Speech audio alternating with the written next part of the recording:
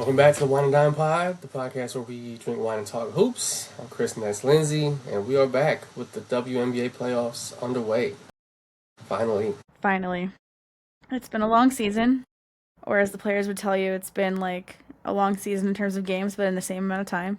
So it's it's been a lot. And an eventful one also, because there's like labor disputes and locker room disputes and the usual crazy injuries and people getting cut and waived and just roster changes. It's been kind of a wild season, but yeah, we're at the playoffs finally. Lots of fun storylines. We definitely did not get to do a preview, but that's okay because the first round is, well, pretty classic first round so far. Yeah, and the WNBA first round is what it goes so quickly. That best of three shit is it's a little tough. I mean, they're playing the longest regular season ever, 44 games, and to have it come down to 2 losses and you're done is it's tough, especially if the Liberty and the Mercury are the 4 and 5 seed playing each other, and the other defending champs against the 27 and 17 team, and one of them's going to lose twice and be done, and that's going to be it until next May? That's the last time we're gonna hear from them. So it's tough. It's really high stakes. It's 1-1-1 format. Might get to play at home twice. You might not. Yeah, no, it's tough. I mean, it's better than the single elimination first round. That was definitely lame. I mean, it's kind of amazing when anyone wins a championship in that format, just because, like, in some forms, it's so obviously easier. You don't have to play as many games. There's less chance for stuff to go. There's less and more chance for stuff to go wrong. Like, if you are completely dominant, like, it was like, oh, that's great. But there's also always a potential of an upset, as we see in March Madness. That's why people watch. And so I feel like the best of 3 is better. But I honestly would rather they take the extra games out of the regular season and make this playoff series longer. Yeah. Personally. Or even just 5-5-5. Because now it's 3-5-7. I'd rather just see a uniform 5-5-5. I thought it ended at 5. I think they increased it to 7 for the finals this year. Okay. They seem to change it every year, and I can't keep track, I'm not going to lie. Yeah, the length of the season has changed like 3 times in the last 5 years. WNBA postseason. Best of 3 first round, best of 5 semifinals, and best of 7 finals. No, I don't like that. I don't know, man. I don't know. No. A lot of tinkering is what it sounds like, you know what I mean? Yeah, I don't like that. I do, however, like this wine, which we should talk about since that is part of the podcast. You mentioned the wine drinking part. We've already talked some hoops. So we've got the Folonari Valpolicella from Valpolicella DOC, which is in like Veneto, northeast Italy. Really nice. I got the mini. Yeah. Chris went for the baby one today. It's been a couple of weeks for me, so I went the full-size bottle. We've both been going through it. But yeah, the wine, pretty tasty. It's nice, just like easy drinking. One thing that's nice about these wines, they're very light and fruity, like fruit forward. They're not too hard to drink. Valpolicella Classico, which is what this is like it's like kind of the base level tier for wines in this region, which kind of highest level would be something like an Amarone del Valpolicella. And Amarones are known for being like, they're made with a very special method where they dry the grapes first, so they basically make wine out of like raisins, and it gives the wine a very distinct like sweetness and flavor. They age forever. Amarone is kind of known as like the anniversary wine. Like, you sit on a bottle of that for 10 to 20 years sometimes. So yeah, this is just like a more basically a new version of those sort of wines. So really nice and fresh and light and fruity. Kind of perfect for this, like, I don't know what the weather's like there, but here it's a very nice September day, so it's kind of perfect. It's a good wine for some nice temperate weather and some good gossip and shit. I was actually a little worried when I had the full-size bottle in my hand. I was going to the register, and I saw by the register they had the minis. And for a second, I was like, oh, if they have it in the little, like, mini bottle section, it might suck. It does not suck. It's pretty good. It's definitely a misnomer. I think it's, honestly, the mini bottles, it's a sign that the sort of ready to drink like crowd is like taking over, and wine's trying to adjust to that. Because you can get Rufino Chianti in small bottles, you can get Kim Crawford, you can get like lots of good brands in small bottles. It's just, they're just rarely worth the price. Yeah, you're usually paying a similar it's price. Like $9. Yeah, whereas the regular version was like 13, I think, at LCBO. Yeah. I paid a bit more. Mine was 15, I think. I got a discount, but still. It's a really good value, though. It's good wine. I think this is one of I mean, Folonari's been making wine since the 1800s. They're one of the most famous wineries in Italy. They actually helped save Rufino at one point, so that was pretty interesting to learn. Yeah. They're really influential in the Italian wine community. I don't know, felt like a good choice. It's pretty accessible as well, which was also the instructions. We have a limited budget on this podcast, as we discussed. So Yeah, I've we're all about two value. jobs, two jobs that they combined to pay what one quarter of a nice paying job would pay. So that's how it goes. And ultimately, yeah, that's capitalism. Hashtag capitalism. Ultimately, we're just like any good like general manager. We just want value, you know? Yeah, Always looking for good value. The high rookie efficiency wine. contracts, end of Yeah. bench. Some 3 and D. Yeah. This is very high. I would say this is like a high efficiency wine, you know? Yeah, yeah. Yeah. Not going to put up Hasn't gaudy taken a stats. single mid ranger all season. It's not Veterans a minimum. not putting up gaudy stats, but they're the kind of stat Yeah, lines you need. It's like the exactly, exactly. Bridget Carlton of Yeah, wines. Landry Shamet popping up in the playoffs. No, that's not fair to Bridget Carlton. Bridget Carlton's like the higher end version of this, where it's like, you know, Yeah, yeah, maybe the tier higher than the Classico, or it's the Superior yeah. or something, you know, where she's like that really high end role player who again just takes the right shots, does the right things at the right moment. Yeah, that's definitely. Speaking of the Lynx, actually, so they destroyed the Valkyries, and so far the story I would say of the first round has been like chalk. Everyone who's we Yeah. expected to win has won, and in some cases in dominant fashion, like the Lynx. I didn't have a chance to watch this game, unfortunately. I was at a dragon boat practice, but yikes! Yeah, you texted me like, oh hey, the Valkyries are hanging with the Lynx, and I was like, wow, that's great. I hope they beat them. And then I checked the game, and they were not hanging anymore. It was Uh-uh. more or less as you'd expect, and they beat the shit out of them. So the Valks, they're not. I mean, assuming they lose game two, or even if they lose in game three, which I mean, they're definitely not going to win the series. They'll have not played a home game at Chase because they had to play in fucking what, San Jose or something because of a concert or Yeah, something like that. no, it was the Ryder Cup, or no, not There we Ryder Cup. go. Sorry, it was the the tennis version of it, Yeah, I and didn't it really play tennis in those kind of arenas. Like I thought it was more of well, a so I guess this is like a special, the Davis Cup is what it's called, I think, and it's kind of yeah, similar to, yeah, but it's tennis. And Chase had committed to this event before they even had been awarded the franchise. So it's an unfortunate scheduling conflict that's kind of also like not worth like getting too huffy about because they couldn't do anything about it. And they did attempt to move it, but this event, I guess, is scheduled. It's like the Olympics or something where it doesn't happen every single year. So, or if it does, at least the venues are granted like years in advance. So it was kind of hard to just like change it up. It is too bad though. I feel like it does kind of put the team at a disadvantage,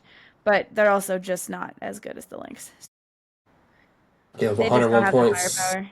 I think that they've done a good job of maximizing the talent they have, but there's only so much juice to squeeze.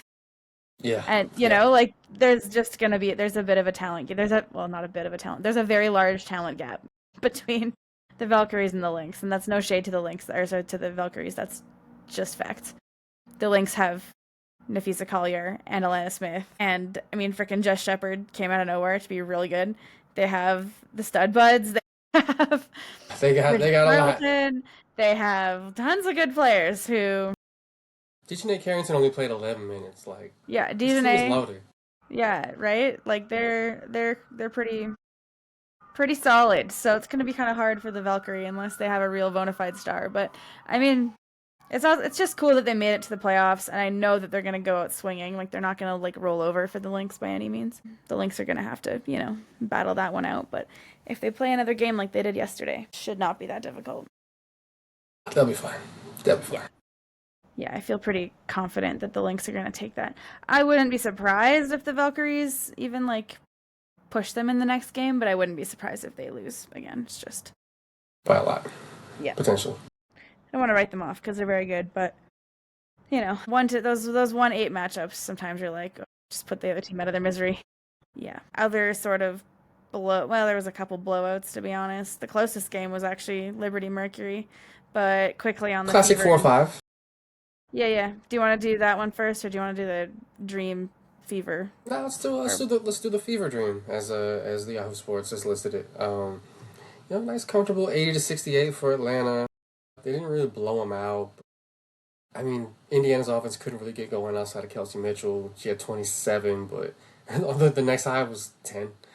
You know what I mean? Nobody else really. And Yeah. that's kind of been the issue for that team this year is, Mitchell's really the one big time scorer they've got. Leah Boston can kind of give you 15 some nights, but she's not really like a big time scorer. Their roster makes more sense when Caitlin Clark and all those players are in the lineup, you know? Yeah. Kelsey Mitchell is the perfect, like, exact shooting guard you want next to a player like Caitlin because she can move off the ball and, like, Caitlin's happy to give it up. She's happy to pass the rock. So you know that, like, Kelsey's going to get the best shots and she's a shot maker. And it's great, too, because when the defense loads up on Caitlin, Kelsey cooks. And she cooks even when the defense is loaded up on her, but there's no, like, reliable release outside of her once these other players are gone. Because even having a Sophie Cunningham just helps space the floor. Chloe Bibby was really good for them, and then she went out for the season at the last minute, and she was a good spacer for them. They just lost spacing too, right? And then Kelsey Mitchell loves to drive to the basket, and so, like, They only it's hit two tough. threes all game. Yeah, like, it's tough. And Aaliyah, it's too bad. I think Aaliyah Boston has the potential. She just, for some reason, lacks some consistency on offense here and there that I didn't really expect. But I think, again, that's also partially Caitlin not being there. Like, Caitlin helped unlock some of what Aaliyah is good at because she's just the right kind of point guard to play with somebody like Aaliyah. Same with Ari McDonald. And then those players going out, and, like, Kelsey is a great player, but she's not a point guard by any means. And the other players that are there, like Odyssey Sims, and then they're also they're good players, but they're not in their primes anymore. They're not, and they weren't there the whole season. Like, that chemistry is just not there. And I mean, you can't put it on players like Natasha Howard to carry a team anymore. So yeah, it's too bad. This is kind of like the shell of a Fever team, really. But I mean, Atlanta, I think, still needs to convincingly win this series to really be, like, believed as, like, a true contender as well. Like, even though this is not the same Fever team, like, they kind of need, as a result, they actually need to win by solid points. I think it's been kind of interesting looking at, once the playoffs start, teams tighten up their rotations, and it's been kind of interesting to see who's getting more, who's getting less minutes. Like I was, leafing around the Atlanta box score, and I saw that, much was made earlier in the season about Griner going to the bench, getting out of the starting lineup, even though she's, a league legend and all that, and how they've played really well with her coming off the bench. She only played 7 minutes. Tina Pau has been really good and has filled in as a starter a few times, only 5 minutes. Like, they're riding their best players. Like, they're going with Alicia Gray and Ryan Howard as much as possible. Hillman's getting a bunch of minutes. They know who's gonna bring them out this series, and it's interesting to see, like, one of the great players of her era come out there and put up single digit minutes in playoff series. And that's probably not what she had in mind when she came to Atlanta, but if it's working, what are you gonna do? I think she probably, yeah, you're right. She probably did not envision that, but she also wants to win, and winning matters to her, I Yep. think, more than anything else at this point in her career, especially. And if honestly, it gives, like, if they do manage to pull it out and they win, even just to go far in the playoffs when Atlanta hasn't done that in, like, 10 years or longer, basically since Angel McCautry, like, it gives, like, a Tom Brady vibe of this, like, elite, like, Hall of Fame player who just sort of changes scenery but goes to the right team at the right moment. Like, they're built, Hmm. they just need those last pieces. I mean, she's not the only piece that came, but they had a great foundation there with Ryan Howard and Alicia Gray and those players, and they drafted well this year and brought in the right vets, and it's like, it's really nice to see. So I'm happy for Atlanta. And I mean, their coach, the new system seems to be working for them. That also, I think, made a really big difference in unlocking the talent they had there, because Alicia and Ryan Howard have been so good, and it's really cool. I'm happy for Atlanta, but yeah, I wish that the Fever weren't as injured, because I just feel like we can't really talk about them as a real playoff team this year, because, like, they made it, which is amazing, but also, Yeah. like, they're not the team we expected or wanted to see in the playoffs either. And it's no shade to the players still playing. It's just the unfortunate nature of injuries, right? Yeah, it's a little bit unfair because the Fever really, I mean, they're the sixth seed. It isn't like they snuck in, you know what I mean? But at the same time, I'm kind of mentally looking forward to Atlanta's second round matchup. Like, I'm already kind of in that mode where I'm thinking about who they're going to take on in the second round. They play the winner of the Aces versus Storm series, which I think is probably going to go the Aces' way. They seem to have found their shit again. Yeah, in a big way. I would agree with that. I think that the Fever, they still kind of did limp in, even if they were the 6th seed, because at the end of the day, those last like 3 seeds were basically down to the last day of the league, like regular season, to determine like who was seeded where. So it's not like they had a huge, game advantage on other players or other teams. Sorry, heading into the playoffs. So like seeding was pretty down to the last minute. So they got 6, but they could have easily been clinging to the 8th seed too. But credit to them for like fighting their whole season. I mean, it's been cool to see, I guess, that those players, that team keep fighting, but it's been a brutal turn of events. Everyone's knees falling apart spontaneously. It's been impressive that they even kept in the playoff The content race. from the rehab room with Sid and Caitlin and all them has been fun, but that's not what people want to see. No, they'd love to see a little bit more of that on the court, but unfortunately, Yeah. there was a knee epidemic going on in Indiana that swept through the entire roster like the Black Plague. So everybody's just out of commission. Everybody except Mitchell and a few others. But yeah, the Aces, my God. Speaking of not hanging on, yeah, they're just going. They were like the 8th seed all for gas. like half the season, and then casual 17. What's crazy is the loss before their 17-game win streak started was like a 50-point loss. Yeah. And not only did they correct it, but they just never lost again. Honestly, that makes the most sense to me, though. It's like you got your asses, like, you got punched in the mouth, and it's like, oh, okay. They got woken up. It's like they were just like lethargic rolling through the season. And all of a sudden it's like, oh shit, right, we are the Aces. We have Asia fucking Wilson. What are we doing? And just fucking went ham on the league for 7. It wasn't even like a gradual process. They were just like, hey, No, it we was just like decided we're not losing any more games. It's that proverbial switch that you're supposed to flip. That was definitely what happened. They're like, oh right, we're the Aces. We have Asia fucking Wilson.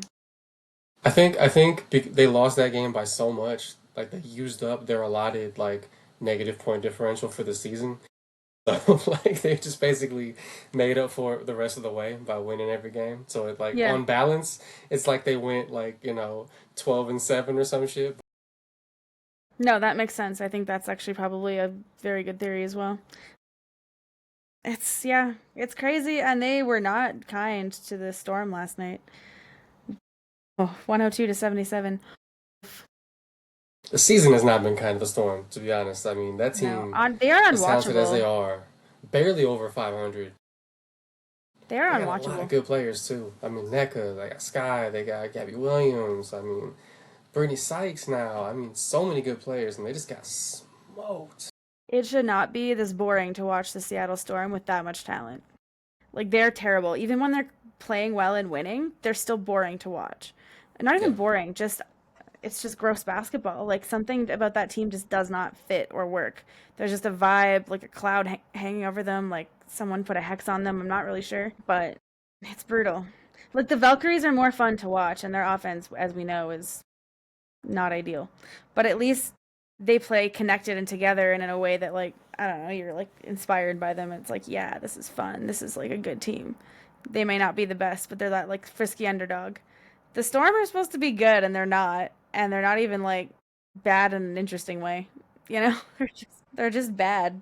They kind of just stink for how, like, high up they finished in the playoffs. Or, like, they barely snuck in, but because they were, what, 7? Yeah. They are the 7th seed, yeah. Yeah. That team had championship aspirations going into the season, and they barely even got in the damn playoffs. Yeah, it was rough. And then when they look good, they don't look good. Like, they look bad. There's no flow. And the fact that they sort of mismanaged the Dominique Malonga situation, I mean, she would have probably taken Rookie of the Year from Paige had she played. I mean, it's hard to say that, but I mean, just Paige was cooking. I ain't gonna lie, Paige was cooking. Oh, yeah. But, I mean, so is Big Dom, and, like, it's kind of wild because they had every opportunity to play her. And I understand they're trying to win games, whatever, you can't rely on a rookie, but usually that happens when the team is actually really good. You saw that in Denver, like, MPJ struggled because he couldn't play defense, and Malone kind of took his time putting him in the lineup. It was just his shooting that was so necessary, but at least the Nuggets were winning, and they were good, but then it's like, if you don't play your, like, prized rookie that you spent the number 2 pick on, when you could have traded it for veteran talent if that's really what you wanted. Like, they tried to split the timeline thing again, but I don't know, it was just a weird situation, and I don't think Noelle Quinn is in very solid ground. Like that situation's just messy, and you can feel it. Everything, there's just like a dark cloud. Yeah, it's hard to sell people on Unintended. the she's not ready to contribute to winning when y'all aren't winning without her. Right? So, Yeah, that's the thing. It was, I don't know. Not that they necessarily started winning a ton when they put her in, but at least she was no, they giving did. them something. At least she was out there being tall. She She was was out there giving being them a tall. lot, though, right? I mean, she had some really crazy historic games, and she's very good. So it was like, it's not going to hurt you. She wasn't the reason you're losing. If anything, she's made the box score slightly closer, at least. She was only a -10 last night, as opposed to minus 20 and 30 for everybody else. So it's minor incremental improvement when she was on the court. The point is, the whole team is stinky. Yeah, man, they're getting smoked. There might be a coaching change and maybe some big personnel I think changes. it's going to be a Although big off. every team in the league is going to have personnel changes with that fucking insane free agency coming up. Like almost every player who's been in the Yeah. league for at least 4 seasons is going to be a free agent, which is Well, but who kind knows of if we're wild. going to even have a free agent class if there's no CBA? Or a season, like Yeah. yeah, Or a season. I yeah. mean, fuck, Toronto's over here, like, hoping the league gets it together and, like, does something good because they're like, well, shit, we'd like to debut on time. They would probably like to play some games. I mean, Yep, they've they would already sold a probably, bunch of tickets.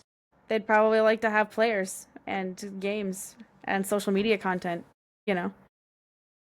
Yeah, this Revenue would be good. I think they need some revenue. They want some revenue that's not from merch sales. they can only post so many inspirational videos about women in basketball playing, women in Toronto playing basketball. Like you actually at some point need to have professionals in actual jerseys, which you still have not seen. You have not seen the jerseys yet. No. Doing some hooping. Show Yeah. us the jerseys. Also show us the jerseys, but Release it's not them. on the tempo. This is definitely on the league for being stupid. But we'll get to that in a moment. Because the Connecticut Sun saga continues, I guess. Yeah, our last playoff series that we should talk about is actually the one that was the most interesting, and that was the Mighty Mercury versus the defending champion, Liberty. And that game, I'm sure you have thoughts. It's probably the only series where there's going to be any real drama. I'm not saying that somebody can't turn it around in one of the other ones and magically pull an upset with a couple of hot shooting nights because it is best of three. Wild shit can happen in best of three, but this is the only one where I would think there was really, you could make the argument for both teams winning this one. If you had 10 people in a room, probably 6 would pick one, 4 pick the other, right? The other ones, man, it's hopes and prayers for the underdogs. But Right. I mean, the Mercury had a chance. Alyssa Thomas missed one of her like patented spinning, scoops. Unfortunately, it was a really nice play design too. A little screen in the paint to set it up. It rimmed out, and then overtime was just bad, bad, bad, bad. Didn't score shit, and Liberty took game one on Phoenix's home court.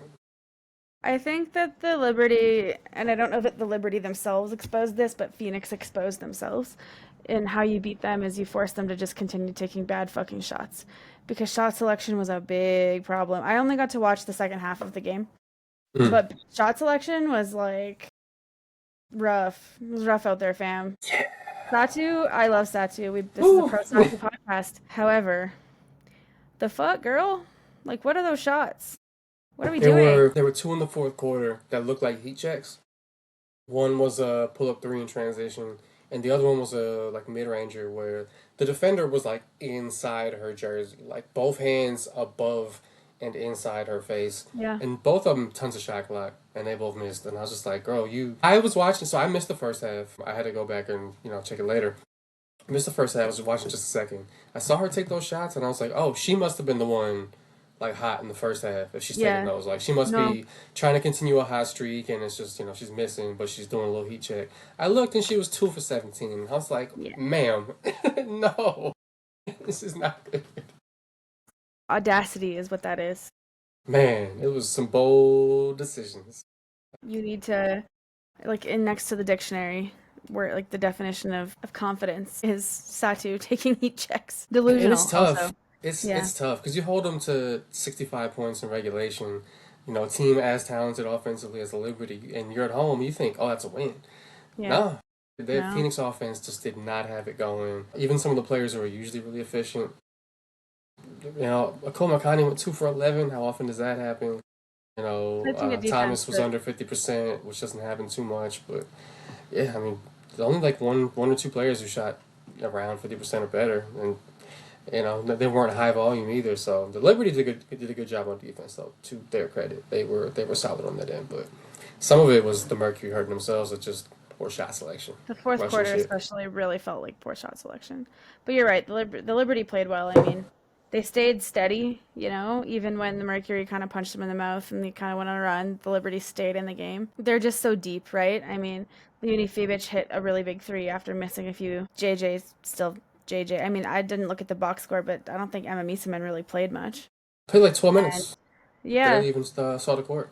yeah, which is crazy to have, the EuroLeague MVP just on your bench. I mean, she went minus 17 in her 12 minutes too. I think Sandy pulled the plug on that pretty quick. Yeah, Tasha Cloud was cooking. And I yeah, know that felt like a Tash- revenge game for her after all the stuff in the offseason, being yeah, traded without it being really communicated to her. I mean, 9 for 12. She was hitting people with, and it wasn't just that she was making shots. She was the hitting like dimes. shimmy crossovers and shit. I was like, okay, Yeah, she's trying to, she she's was trying to feeling show out a herself. little bit. She was in her Yeah, bag. I wouldn't be yep, surprised if Emma goes off in the next game because I'm sure she's not happy about her performance in those yep, 12 minutes. yep. And I mean, she might need to because Stewie might be gone. Yeah, they're saying she's not getting an MRI. It's not the same knee that was hurt earlier in the season, but still kind of in doubt whether or not she's gonna play. I assume that because the no MRI, this is probably a sign that like she's just gonna She go is out having there and her. tough it out. Oh shit. Oh, okay, never mind. I read that completely wrong. Yeah, not she is having an MRI. Hopefully, for her sake, it goes well. And then I know I would rather us beat a healthy Brianna Stewart than win because she's out. Yeah, I mean, she was playing pretty decently in that game too. At the very least, Even after she she got hurt, yeah, she had a she made some huge tough and one. shots. Yeah, She had a she made huge some and tough one at the end shots, of the game. but and I credit her for trying, but the way she was crying on the bench, it just didn't look good. I don't know. You could tell she was masking. She was trying really hard, which is understandable, right? Trying to stay in the game and whatever. But you could tell she was not doing well with it. She knew something Yeah, was not right. yeah, And hopefully it's not serious. Hopefully it's something that can be managed so she can come back within the playoffs. But I think the right. team is deep enough that it's probably not worth her playing either necessarily. They have talent. They can probably at least get away with game 2, right? Buy her one more game. Right. Worth the Throw Emma time. out there, absorb some of those minutes, let her Yeah. cook. Yeah. Well, and especially once Phoenix throws their small lineup out there, I feel like that's a good lineup. Like they could have used Emma out there, especially once Brianna got hurt. Yeah, they did a lot of Bonner at the 5 down the stretch. They didn't use Tasha Mack that much, which kind of surprised me. She played Yeah. really well this year as the Were they starter, but worried? Were they worried about like yeah. foul trouble against JJ? They might have just been worried that their offense wasn't offensing, you know what I mean? Like they probably Yeah. tried to get some 4 out around Thomas to juice the offense, but it didn't really work, unfortunately. Well, and Bonner is a classic playoff performer too, so She was good too. She was good in that game. she played really well. No, Yeah. I suspect that Emma will get some minutes, and I think Emma could punish that lineup too. I think she's big enough that she could post up Bonner at the 5. I'm still shocked by how big she is. Like I knew she was a forward, and then I saw her in person at Liberty Sun a little bit ago. She's big as hell. I did not know that.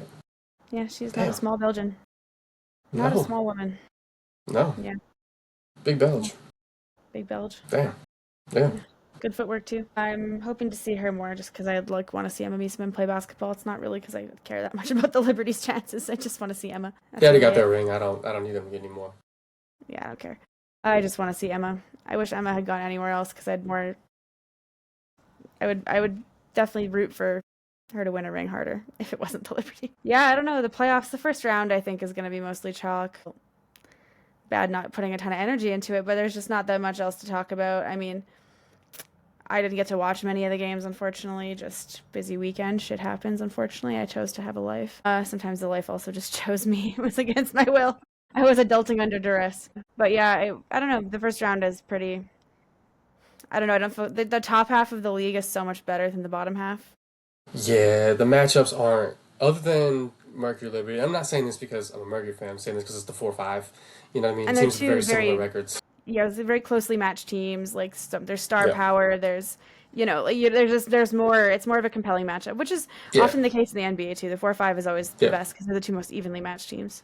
yeah. You got one team that should be better and is the defending champions, and you got one that beat them 3 out of 4 in the regular season, which makes it kind of interesting matchup. But like Lynx Valkyries, man, like that's just the novelty of like, hey, the Valks made it. We're happy for them. But nobody's like, oh man, let me strap in. Let me see who's gonna win this one. Like it's the Lynx are gonna win it. It's just a matter of how many games and how many points. Yeah, and the Lynx are very like you can see it that they're just like on a mission. Yeah, Rematch coming. They're yeah. trying to get that final. But yeah, the first round is pretty nothing to write home. But I mean, the Aces look great. The Aces just generally being on a 17-game win streak though is more of a story than them smoking the storm because They look scary. They look scary. yeah, they're clicking at the right time for sure. And then Alyssa Smith trades paying off. Like they made some smart moves, and all that losing and all the like just shit that they had to like. And sometimes losing is good for people. I mean, when you're front running for so long, you get complacent. You forget what it feels like to have to compete in a different kind of way. Like find that other gear, right? I mean, Asia stayed amazing, but I think that there's a bit of complacency even within her own team of that to some extent, maybe. And so all that losing, I think, really was like a wake up call, you know. I think she's And getting MVP. I would vote for her. I'm tempted to say yeah as well, just because the way they shot up the standings, the end of the season, billion 30-point games, open ass on defense too. Like, obviously, I've been driving the Alyssa Thomas bandwagon all season, but it's hard to not give it to Aja, man. She's fucking incredible. Yeah. Well, and She's I the think best that player in the league. she is. I think the thing, it's kind of like AT has had that Russell Westbrook triple double experience a little bit, where it's like, in the case of Alyssa Thomas, it has been driving winning more, but it's also like, oh, cool stat numbers. Whereas, For me, if like, Aja I'm not had trying to this diminish same it, but performance and they were like the 4 seed, I'd be like, oh, you give it to Thomas. But because they jumped all the way up to 2 and they're just smoking everybody, yeah. Well, and the fact that Asia led the team in all of the categories, yeah, yeah, all of them. So, and yeah, I think it's, but without Asia, like, rip. But, yeah, the Mercury, I think, would definitely hurt without Alyssa Thomas. She is definitely the engine. But I yeah. think it's also different. I don't know. It's not to say that her teammates are worse players or better players necessarily, but it's a little bit, it's a bit of a different situation. But the Aces, for sure, I agree. If it was fourth or fifth seed, harder. Like, I still would give it to her because I think Asia's Mm, amazing. And it's not really just an award about, like, who's hasn't won one yet. That's not really fair either. right, I right, think right. deserves that level of like sustained excellence or improvement frankly on excellence, Mm, but it would have been easier to give it to Fee or AT. Like I think the problem with Fee right. is she missed so many games of injury, but Mm. I think one of those two would have a better chance for sure. And I think just that her team, and this is something that shouldn't count against her, but I think there's also a perception of because her team just cruised in first place without her too. It's just like there wasn't really any drama about it or whatever. Like it's No, just Jess kind of the Shepard victim just of became having such a amazing. great team. Yeah. Yeah, Jess Shepard just all of a sudden you're like, oh great, okay. Well, they got another one of those. Damn. Like Wow, yeah, the Lynx another are just tall growing up on forward. trees. Like yeah, Jesus. damn. The I rest hope of that them team got. gets broken up in free agency. I hope they win a ring first. Actually, I am low key cheering for the Lynx. They got enough. They got plenty back in the old days. I just want to see. I still have PTSD about that team, man. They used to whoop our Maya Moore used to whoop our. Fair enough. Well, that could be Fee's term next. It could be. Yeah, wouldn't be surprising. I mean, there is other drama in the W though outside of the playoffs. Is there anything else you want to say on the playoffs though? But first, before we get to the other league drama, because it's the W and there's always league drama. Shout out to Burden on Golden State for winning Most Improved Player. She was But yeah. fucking awesome the second half of the season. Like really, really, really, really good. Like Uh, I didn't know she was like that. She's like that. and shout out to Naz Hellman for winning 6 Woman of the Year. Nailed it. Yeah. That was I had a feeling she was gonna win. Yeah, really exciting to see that. Veronica Burton for sure balled out. She deserves that, and I'm just happy she got a chance to in Golden State. Yep. Yeah. But like we said, the W never stops. There's always drama. So It the has to Sun be. still that's the Connecticut Sun ownership saga that we talked about last week or 2 weeks ago now. I don't know, 3 weeks ago. I don't even know. Whenever we talked about it last, still not resolved. And actually, government organizations are getting involved. It's gotten worse. and Yeah, more the I complicated. think Attorney General of Connecticut has gotten involved and is demanding to see like league bylaws and shit for how this stuff is supposed to be handled because I don't think the league is negotiating in good faith, which is also something that's happened to the league with the Federal, CBA, the U.S. government. Some the Women's representatives Caucus. have, yeah, the Women's Caucus has made some demands of them to also, show some shit, debate in good faith because they don't trust what the league is doing. So yeah, the Sun kind of being held hostage right now with a W. There's an offer for Boston. There's an offer for Hartford, and they're like, "No, we want you to take an expansion team offer, like a city that went through the expansion process, and like, but this isn't an expansion team." And they want to buy the league for like pennies on the dollar just to flip Yeah, it and make the yeah, money, like the greedy yeah. fuckers they are. Brutal. Yeah, I mean, I'm happy for the Sun that the government of Connecticut's on their side, I guess. I don't know how powerful they are, but they're trying. They're trying. I just think it's really funny that within 1 week, two different governmental like bodies or aren't like have spoken out against it. Like, hey, WNBA, stop being shady, you shady fucks.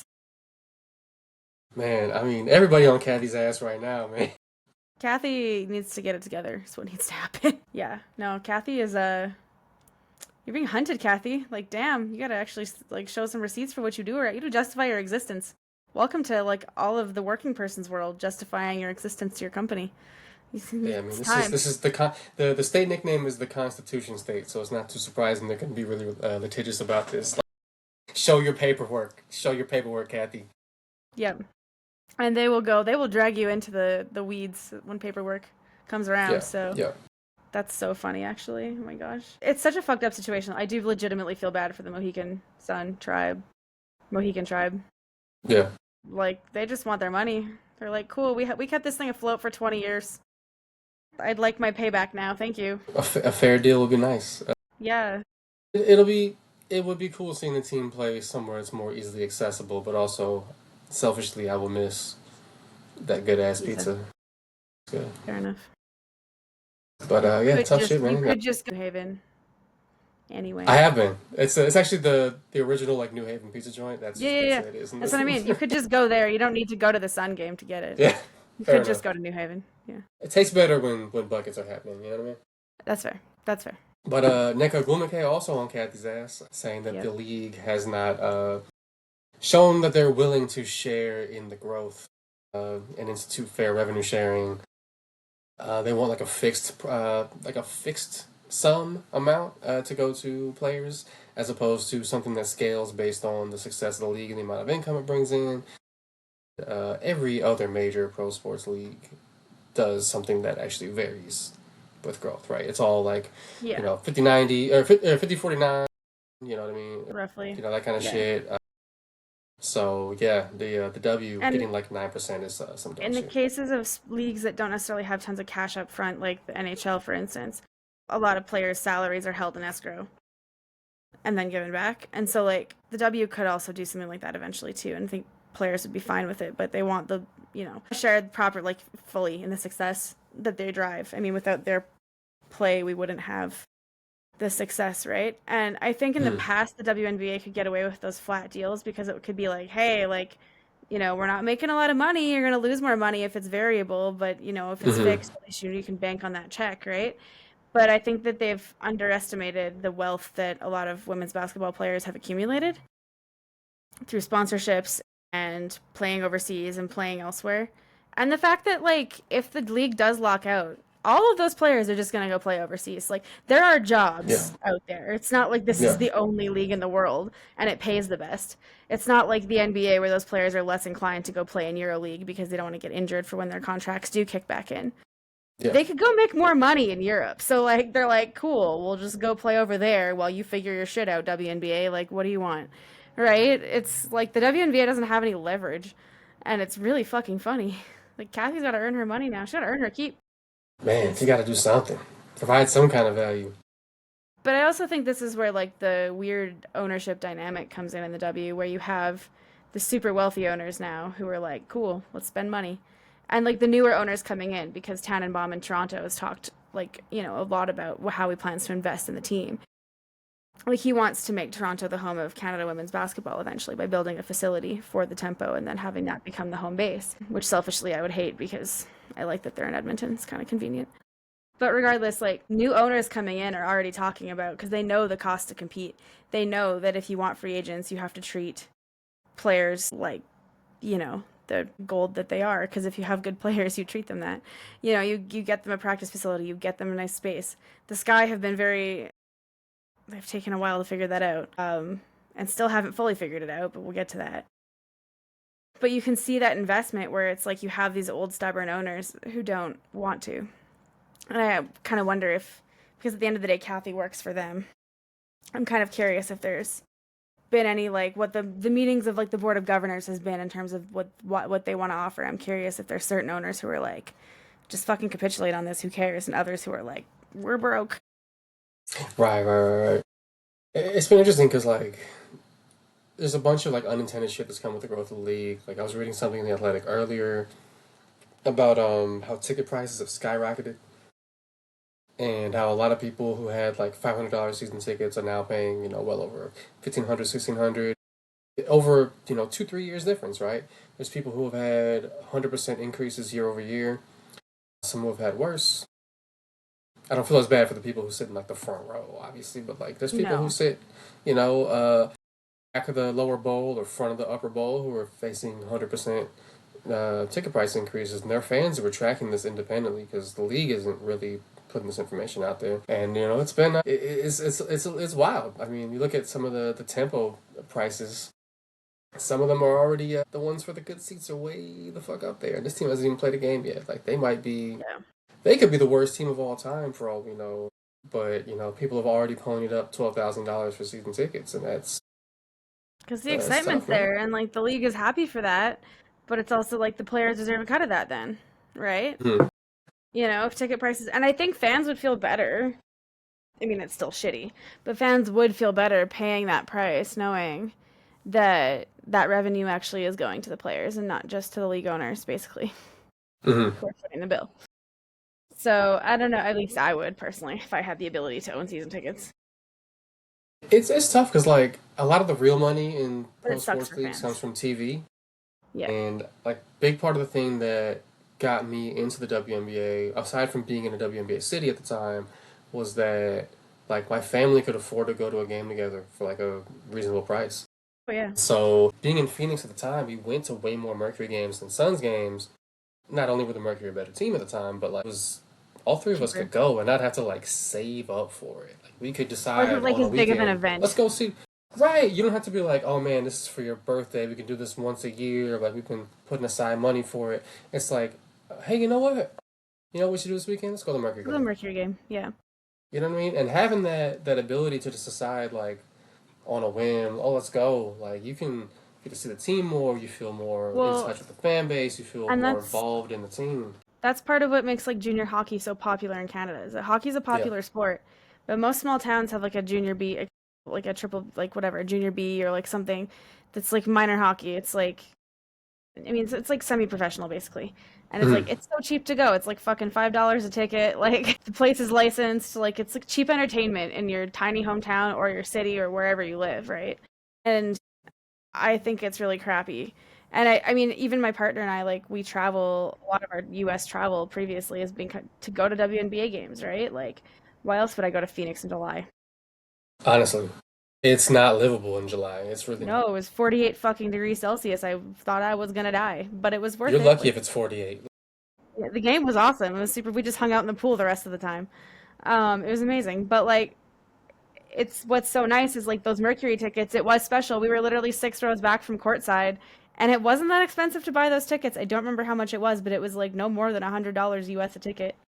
And we were basically courtside. And, it was my partner's favorite team. I was happy to take her. And like sadly Diana was hurt, but we did get to see BG. So it was like, it was cool, right? You get to sit so close. When we went to the Sky game, we ended up picking up tickets to the second game because we found out they were playing. We went to a store to see the Seattle Storm because we wanted to see Sue Bird before she retired. And then we also found out, like, oh shit, there's another game Friday. Let's get tickets to that. It was against the Wings. And it was cheap. We basically sat in the exact same spot and, like, paid very little money. And it was fun. It's like, it's a cheap source of entertainment. It gets the fans, and that's why I love Camp Day with the W too. And that's what I think the league is like missing on is that like in their rush to become this like the W and just to trying to be like the NBA, I guess, to be the premier sports league, they're kind of leaving out the grassroots things that kept them afloat.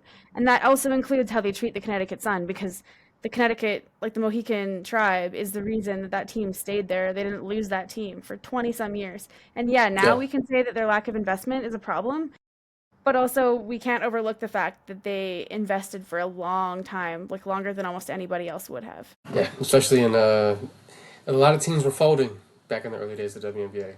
So to keep them going at that time was like that's commendable. You know what I mean?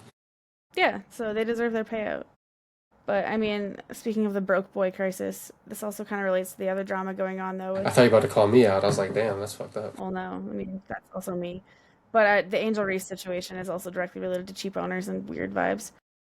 The Chicago Sky remained a mess, has been well reported for a long time. This I don't know how or why I chose a franchise that chooses to beef with its stars at all costs all the time. I don't get it. But anyway, do you think Angel is going to be on the Chicago Sky next year? Hey, I assume she's locked in contractually, so probably. But I think it's just weird to me that Oh, it would have to be a I feel trade. like She's locked in. there's a lot of like media circles and fan circles who just seem to go out of their way to try to demonize Angel specifically. She said something where, if your team wins like 10 fucking games and you're like, hey, we got to be better next year, isn't you who would disagree with that? I think everyone in the front office probably agrees with that. They need better players next year. Everyone on the team probably agrees with that. They need better players next year, or you would think at least, because if they were better, they wouldn't have won 10 games, right? The issue Or was she however many they decided to won. call players out by name, and that was something that wasn't in the larger quote, but there was in the article. She had called out certain players, and so that's where some of the drama was in that sense. So this is sort of where like it gets complicated because what she was trying to say wasn't wrong. Mhm. She just messed up by choosing to name players when she shouldn't have, and I think Was it just the thing about Vandersloot being like older and old. stuff like that? And then I also mean, Ariel, to be she made fair, a veiled comment too about Ariel Atkins, and I think potentially Elizabeth Williams, but and E. Will responded gracefully, and they all kind of did. Although Salute was definitely more petty. It's been yeah, disappointing to learn that she's at the middle of some of this weird shit going on, but also that's still my championship point guard, so I love her. yeah. Weird one, but yeah, I don't know. It's messy. Like I don't blame Angel Reese for what she said, but I think that she's just young and so like sometimes she's just steps in it, you know? Hmm. What she's trying to say isn't wrong, it's how she goes about it. You're like, bro. But I also think like I don't know. I do think that there's this she will leave. She will leave. It's a matter of whether or not we decide to trade her and get something for it or get our shit together so she doesn't or she leaves for nothing. But I could see her forcing a trade like Elena, or I guess Sylvia left in free agency. But yeah. It's a damn shame that Chicago feels like such a undesirable franchise to play for, considering they're in one of the coolest cities in the country, Well, and but they that's have a history of actually having won a championship not that long ago. that's actually part of the problem, not the championship, but the Chicago part is that the franchise itself refuses to invest in being in part of the city of Chicago. Mm. Like their practice facility is not even going to be in Chicago. I think it's like going to be in Dearborn or somewhere else. So it's like the team itself doesn't fully invest in the city of Chicago. So it's kind of like it's just part of the weird vibes about it, right? Like players don't want to invest there because they don't feel invested in, but the city doesn't want to invest because they also don't feel invested in. Yeah, So I don't know. city deserves better. Agreed. Because yeah, they won a Can't championship. They were starting to get some like attention, and it was good and whatever. And then yeah, but I will have the say Bulls and like the Sky suck. Angel was very. I will say the one thing I was like on with Angel was she was very petty at the Candace Parker retirement thing. That was a little weird. What does she do? So the team all had shirts that were honoring Candace Parker, and they were all wearing like warm up shirts honoring Candace, and she kept her warm up sweater closed so she couldn't see the shirt, so no one could see the shirt because she was pissy at something Candace had said about her on a podcast. So it was just kind of like a little petty, but like whatever. I don't care. Got beef with the franchise legend. That's an easy way to. Fans never gonna like that one. it's just awkward. It's kind of weird, and it doesn't help all the noise. But I want to say it was No Cap Space women's basketball that kind of compared Angel to Kim Mulkey in a lot of ways. Like they both like how they say things. They're both very blunt. They're both very, I don't know, temperamental. But how they get treated is obviously very different because Kim Mulkey is a middle-aged white woman and Angel Reese is not. And so that also does impact how we view Angel and how the conversation around Angel is formed. And I think that that's actually a pretty fair assessment. I love the idea of those two being peas in a pod, like, Yeah. or anybody being peas in a pod with Kim Mulkey. Well, to be fucking honest. It's kind of incredible. Flo J. Johnson and Kim seem to be. Otherwise, Flo J. is about to die. We're not gonna see her this season, and she's gonna be buried under the gym because she's been like making TikToks in Kim's office, wearing her clothes and shit. She's a dead woman. It's worth it. It's worth it. Her days are numbered. Gotta do it for the content, as the kids say. Yeah. I think Kim said something like, if you see Flo J running suicides, you'll know why. But yeah, I don't know. I don't have much really else to say about the Angel Reese situation other than it's like really annoying when your franchise constantly beefs with their best players. They Like, could I don't stand to have disagree. that happen a little Like, I less don't often. disagree with what she said because I'm also frustrated at the Ariel Atkins trade and I'm also frustrated at certain personnel moves. But also, like, I don't know. It's also just, it's so messy. I'm just disappointed at the franchise for beefing with our best player. And, I mean, like, you drafted Angel Reese. It's not like she's ever been quiet. We've always known who she is and how she felt about things, right? Like, she's not a quiet person. So, I don't really know what they expected. It's a messy situation. The GM is hated on levels of Nico Harrison. It's pretty crazy. There was some fire Jeff chants, apparently, at the last game. I did hear about that. I Nice. did hear about Yeah. that. There was some free angel chants too, I think. Yeah, there was. Yeah. Yeah. So that's tough. Any other W drama that's interesting? I think that's kind of the bulk of it for now. Yeah, that's about it for W drama. We'll see who the Lynx and the Dream match up with in the second round soon. Yes, we will. Game 2 is, we're recording this Monday, so game 2s are on Tuesday. So 2 of 4. 2 of 4, right? Yeah, Tuesday. Yeah. By the end of the week, we'll definitely, next time we come back, we'll be talking about round 2. Yeah. And hopefully it's more interesting game content. Please be. Yeah, for sure. I guess we should quickly talk about, do you want to do Kawhi or? Yeah, let's do Kawhi. Yeah, He's a topic of conversation lately. Yes, crazy shit has happened, and I'm sure everyone listening to this has already heard about it and listened to like 17 other podcasts about it, but we felt contractually obligated that we should probably mention that Kawhi Leonard, Los Angeles Clippers, shell company, or scam company, circumvention thing. It's he got allegedly got 28 million to promote a tree planting business, and he didn't actually do any promotion for them at all. And it looks even sketchier because other celebrities got like $1-2 million, and he got a lot. Well, allegedly he got closer to like 40-some million because the Boston Sports Journal reported that he had been given $20 million worth of stock options in said scam company. Hey, if anyone would like to give me $40 million for a no-show job, please hit me up on my DMs on Instagram, Twitter, Facebook, even whatever. Like, let me know. I got you. I will do absolutely nothing for the low price of whatever. I'll do it for half what Kawhi got. Yeah.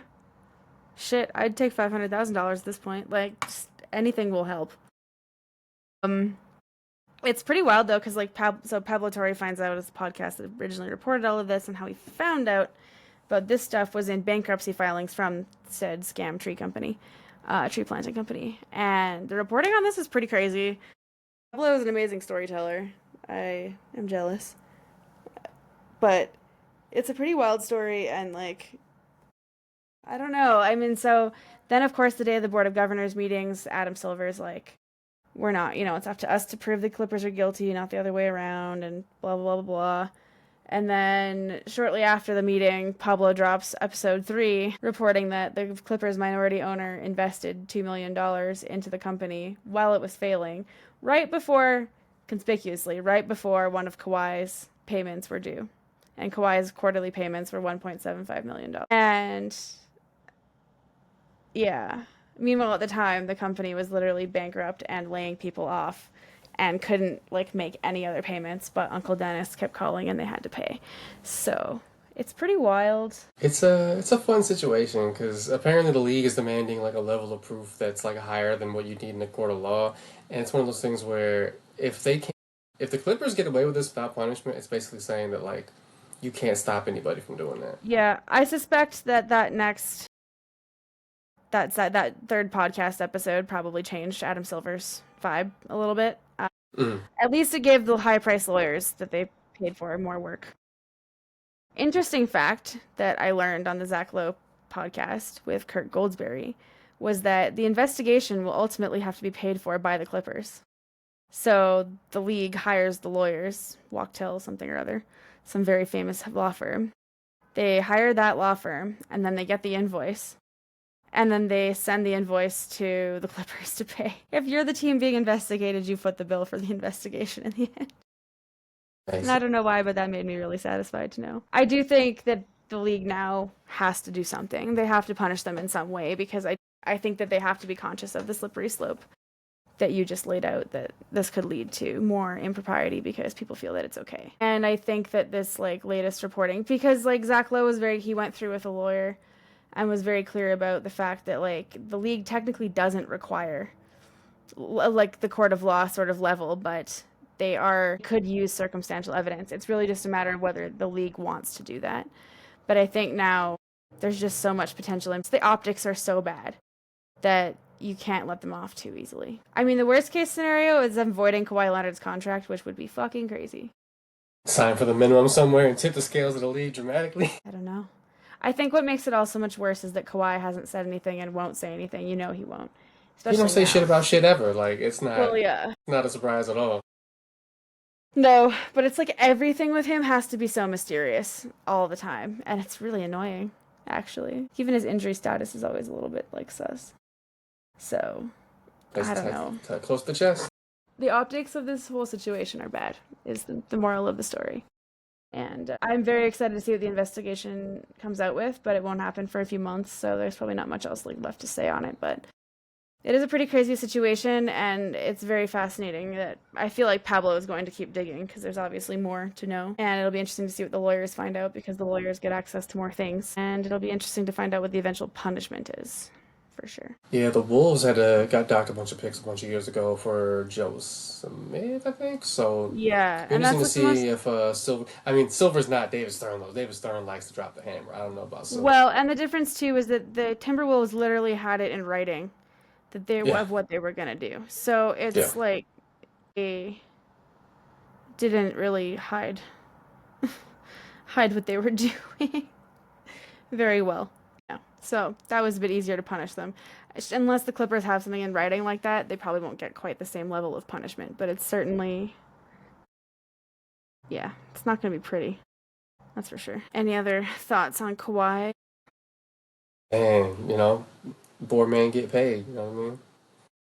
Man get paid. Poor man get paid. And then there was one more thing you wanted to talk about before we do the wine power rankings, because we also didn't do that. So last year, EA Sports decided to jump back into making college sports video games. They dropped a football game that did crazy numbers. It was like the best-selling sports video game of all time in North America. They announced a little bit ago that they were going to jump into college basketball and bring that shit back for the first time since like 2010, if I'm not mistaken. I think EA Sports College Hoops 10 was the last one. And they were like, man, it's going to be every men's and women's D1 team. So we're talking like 350 men's teams and 350 women's teams who are real players, you know what I mean? And yeah, EA Sports' hoops games were kind of ass toward the end of their time making basketball games, but it was exciting for people who wanted to, there's some more excitement around college basketball, especially the women's game now, right? Like the idea that you could could play as recruit the next Caitlin Clark and, murder all your friends in online dynasty and shit was probably pretty exciting for a lot of people. And there's a lot of buzz on the internet. And 2K came around and they were like, hey, we want to jump in too. But theirs was going to be like a DLC add-on to a main 2K game. Limited number of teams, you know what I mean? So some My Team shit, probably a little, side add-on thing. They started, EA was adamant about getting an exclusive license, like they had with football for a long time, because they just hate competition. Like they're kind of an anti-competitive company in general. I don't know if they think that their gameplay can hold it down in the way that they need to versus 2K, which has been the giant hoops video games for a long time. Yeah, they So they wanted crushed to lock EA down the Live. They exclusive, pushed EA crushed Live them, out. Yeah. crushed them, ran them out of business. Went head to head, ran them out of business. EA needed the exclusive license to run them out of football. They got run out of basketball by just straight competition. And so they they wanted an exclusive license to be the only one to put out a full, like, simulation college basketball game. 2K was like, oh, fuck that. And they started signing some agreements with schools, like, individually. But they weren't exclusive deals. It wasn't like EA couldn't still do their thing. But EA was just so hurt by 2K, like, doing fucking anything, having a game at all and having licenses of these teams, that EA killed it. They said, you know what, we're not doing it anymore. We're not doing the college basketball game. Like, we're out. And I guess they didn't want to assume the financial risk of making this big, expensive game without knowing they're the only ones to go to market. And now 2K and their like DLC, probably 50 to 100 teams or whatever thing they're doing is going to be the only thing to hit the market. So EA no longer, within like a month, went from we're so excited to get back in, it's coming back, blah blah blah blah blah, to now they're not making a game. So it's been weird. It's been weird. So if you're looking for That has big pick up your ball and go home energy. a little bit. Yeah. I mean, it's too bad because they had such success with the college football game, but you have to wonder if they got that exclusive license so easy because they already have the exclusive license to Madden. And back in the day, you could link the college football game into Madden, so you could play your player. Yeah. You did like a Oh, that shit was so cool. That shit was so cool. It was the best. Yeah. So I feel like that's probably part of it. Yeah. Unfortunately, the new ones don't have that. Like, because well, no. Because the way the NIL versus like the NBA PA stuff works, you can't carry them over, or the NFL PA stuff. But that shit was a dope ass feature back in the day, man. That was so much fun. Yeah, it definitely made your draft. For me, Madden 08 had like the best micro mode, or like one of the best, and it was so annoying the draft because it didn't matter what you did in the combine, you just never got drafted high, and it was so fun to export your player because you're like, fuck yeah, I actually can get drafted at a decent fucking position now. Yeah, you'd be a 99 at the end of college, like guaranteed. 4 Heismans in a row, you know what I mean? Yeah, you draw up every play goes to you because you could call the plays yourself. I'm a running back. I am the offensive coordinator. Literally, that's exactly what I did, basically. It's a bummer that EA kind of is just bitching out like that because I feel like people would give them a chance. I think that they're just worried about the association of they know they got their asses whipped in the marketplace with NBA Live, and they know 2K has such a strong like culty following, kind of like how Madden does, right? Whereas now, like if 2K were to introduce a game, Madden would probably still crush it. Unless 2K's gameplay was like just that much better. And so, but the association of Madden, right? Like it's just the OG game. It's like the name brand version. I feel like I think EA is probably worried about that with basketball, where NBA 2K is like the name brand version. They don't want to be the great value brand version. Man, I was hyped too. I was gonna take fucking southeast, west, north, Middle Oklahoma, Tennessee. Pentecostal Community College to the fucking national championship. We're taking like Middle Tennessee all the way. Yeah. Middle Tennessee women's basketball going all the way. Yeah. I was gonna take Duke out the ACC and put Howard in their place.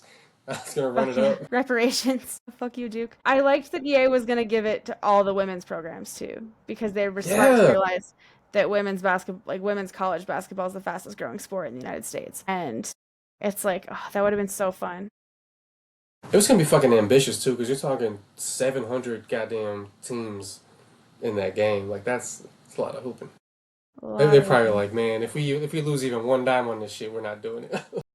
That was probably exactly it. They went too big with the project.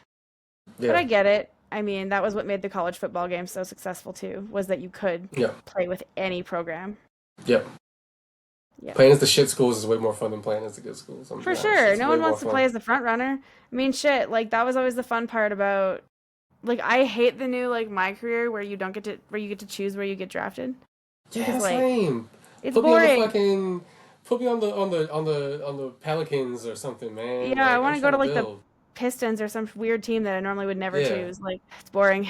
It's boring, boring, boring. And even like the NFL game's the same. So it's just like you get like you'll get like a choice of like 3 teams that you're probably gonna go to. So you're like, great. Like it's not that interesting because you get to choose essentially.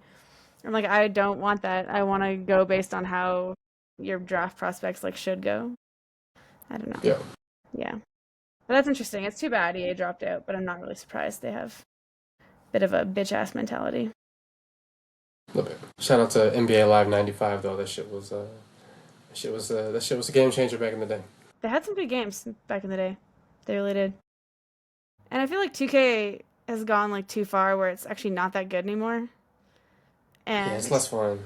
Like sure. Product placement and all that shit is just too much. Like if EA actually made a good game, people would go back to it. They got Jake from fucking State Farm in the game, man. Like it's too much.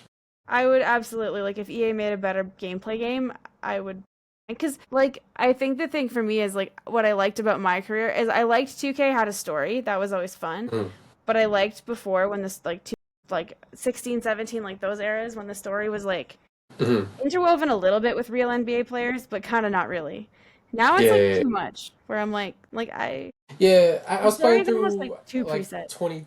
I was playing for like 22 or some shit, and I had to go like record like a rap album or something. Yeah. Like that. I was like, man, this is too much. Like, and I had to walk like 15 blocks to get there. I was like, yeah. No, I'm like, this is not GTA. Why is the city so big? Yeah, no, it's unnecessary. It's just weird. for like 3 basketball courts and like an apartment. Well, like for me, like I don't really play online, so most of like the courts, like all that stuff is like completely unnecessary to me because it's not what I do. So I'm just like, this is so annoying. What's not annoying though is this Valpolicella. It's quite tasty. I've almost knocked out this entire mini bottle. That's good. It's like 2 glasses of wine. I think 3 or 4, maybe. That's a decent amount. Well, you only get about sulfites. 4 to 6 glasses out of the big bottle, so just depends on the size of the pour. But what are we thinking about it so far? It's pretty solid, honestly. It's definitely not the worst one we've had. So I sent you the link. We forgot to power rank the wine after last episode, so we should probably put that one on the list. But I also sent you. I don't think we've had any that are like truly bad yet. We haven't had anything that was like. Speak for yourself. That Romanian wine was awful. Mine was okay. Yours was fine. Okay. Mine was trash. Yeah. Yeah. So the prosecco we did last episode, where would you have rated that? Ooh, I remember liking it. Probably like above the Kim Crawford. Yeah, that's what I was thinking too. Sorry, Kim. I would try Kim Mulkey Sauvignon. She would not have a Sauvignon Blanc. It would absolutely be a Chardonnay. The butteriest of Chardonnay. Yeah. Oh my gosh! Actually, this future content, we should write this down. We did players, or like we did.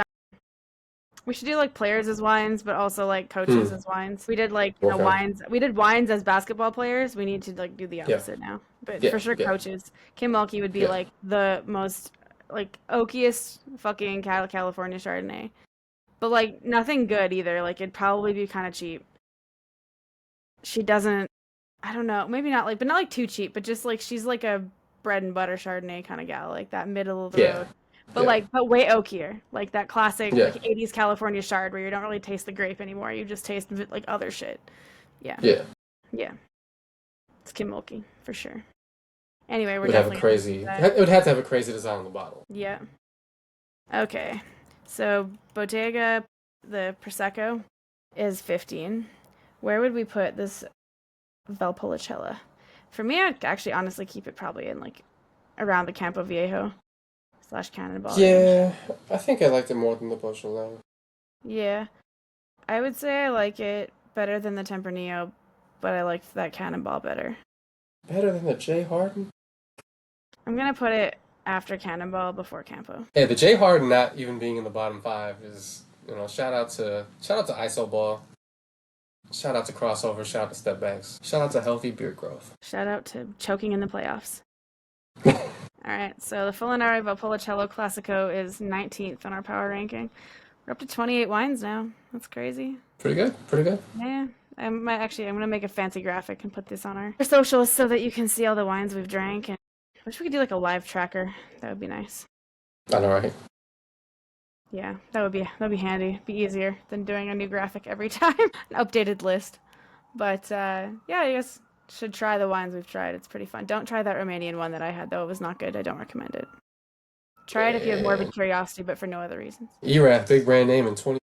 Damn, tough. Tough Yeah. I crowd. mean, that one I felt was maybe more just personal. I mean, some of this is a personal power ranking too. It's not necessarily about quality. It just wasn't my style of Pinot Noir. But is that? Have we had another Pinot Noir since then? No. Because right now, two Pinot Noirs are holding up the end of the list, and that seems wrong. We should Yeah, probably. it's a weirdly, it's a weird. Well, it is, yeah, Burgundy and Pinot Noir especially. We should probably expand more into the Pinot Noir though, because it is a good varietal. And now we're getting it's wintry, so we can do more reds for sure now. Yeah, we gotta try one from outside of France/Oregon. Gotta get a Pinot from like fucking Australia or something like that. I mean, my Romanian wine was a Pinot Noir, and it was not good. I forgot it was. That's Yeah. Also, Australia Pinot Noir, not the climate for because Pinot there, Noir. I've never had one. I don't think it's It's not. the place I They would don't think even of. really make them. It's not the climate for it. The reason why it's so good from France, and we should actually do a French Pinot Noir, is just because it's the ideal climate for it. California is too jammy. Canada's okay, depending on the region, but Yeah, good ones from the central coast of California, yeah, there's like still very Monterey Bay area. yeah, that's Pinot Noir country there, but it's still very jammy compared to it because it's still much warmer and riper there. But We I just actually love don't. jammy shit. Sorry, I just love jammy shit. Like that's why I I'm a don't big dislike it. Shiraz head. Yeah, yeah, I don't dislike it by any means, but we'll have to investigate the Pinot Noir more. But yeah, Valpolicella, solid. One day I'd like to do an Amarone, but we don't necessarily have the budget for Amarone. Soon, before One long. day. One day. If anyone wants to send us some Amarone, that would be super sick. We'd happily review it for you. We'll even be nice. We can be bought. At least I can be. I don't know about you. I can certainly be bought. I'm not Yeah, even expensive. yeah, right? Prices are low. Rock bottom right now. We will take You free. assume I have self worth. Like, come on now. You don't actually. No one fully understands the levels of self-loathing in this podcast. On that note, any final thoughts before we wrap this up? Send our listeners Man, on their. go Mercs. Please win a game. Don't get Yeah, swept again.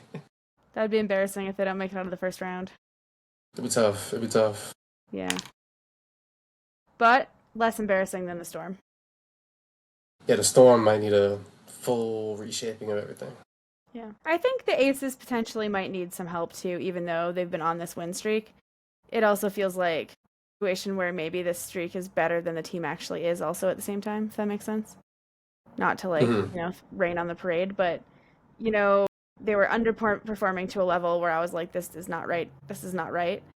Feels like they're almost overperforming now. A little Yeah, bit. yeah. And the real Aces are somewhere in the middle. Still a very good team because they have Asia fucking Wilson, but still. My other final thought is get it together, Cathy. Don't deny us a season of basketball next year. Get your Don't shit fuck it up, together. Cathy. Don't fuck it up. Put your big girl panties on and get it together. Please. We're begging. So with that, if y'all could just give us a rating, reviews, nice comments on, I mean, the listening platform you found this on and also social media, that'd be super cool. At Yep. Wine and Dime Pod on all of the socials. Yeah, hit us up.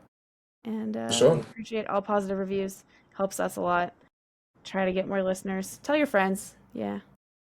Write a nice review. Write a nice social media podcast. Dedicate a song to us on your radio station. You know, write us a love letter. We'll take that. Whatever. Pat our egos, Yeah, please. yeah. Yeah, yeah. Put a QR code on one of your local light poles. Whatever. Yeah. Whatever it is that people do for promotion these days. Make your own Wine and Dime stickers. I'll send you the logo. Just email us. Anyways, well, have a good week, everyone. Later.